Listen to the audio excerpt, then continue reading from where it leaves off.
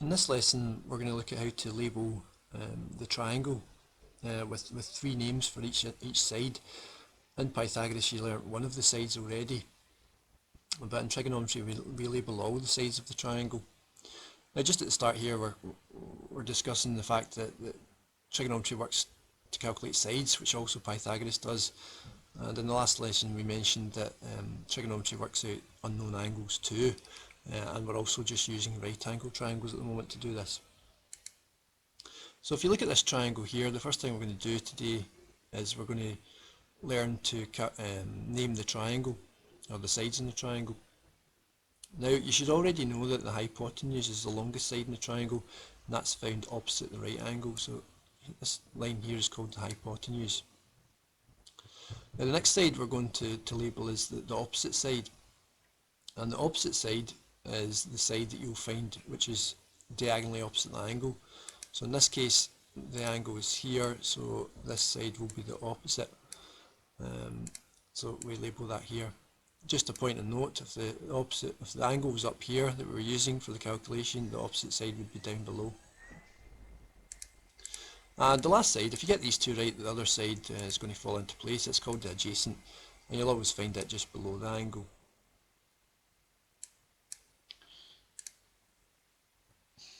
Okay, so the hypotenuse here, longest side, opposite the angle here, and the adjacent side is next to the angle. Now, once you are able to do that, the next thing is important to look at the sides on triangles. So we're going to do that here. So if you look at the four triangles here, we'll notice that all the triangles are exactly the same, of the exact same angle in them, the 37 degrees. There's something else that we can notice as well though, and it's the relationship between the sides. On this triangle 3 and 4, this triangle 6 and 8, 4.5 and 6 here, and the last one 1.5 and 2. Now to notice the relationship between the sides, we can draw a wee table out, which I've already filled in. Now triangle A, this would be the opposite side and this would be the adjacent side, so 3 and 4. If we fill this table in here, you get 3 and 4, and we can do that with the rest of the triangles. So like triangle B, the opposite side would be 6 and adjacent 8, and so on. Now if you divide the opposite side by the adjacent side, i.e. 3 divided by 4 and 6 divided by 8 and 4.5 divided by 6 and so on, then we always get the same number, which is 0.75. Now this will happen to any triangle with an angle of 37 degrees in it, because basically if you stretch out the triangle with 37 degrees, I'll see if I can do this here, then all that's happening is the angle staying the same, but as this side gets bigger, then so does the bottom, and it does it in proportion. So the ratio of the sides either increases or decreases. If you make it smaller as well, the ratio will stay the same. This size will get smaller, and the same amount as the bottom side will get smaller. So basically we have a special name for this. So for every right angled triangle with an angle of 37 degrees, it's always true that when you divide the opposite by the adjacent, or the vertical by the horizontal, you get 0.75. Now the number 0.75 we call the tangent of 37 in mathematics, which is tan 37 for short. Now you can type this into your calculator. You'll find the tan button on these wee buttons you'll only find it in a scientific calculator, but the tan button's here. And if you hit tan and 37, out pops 0.75, or close to it, something that would round to 0.75.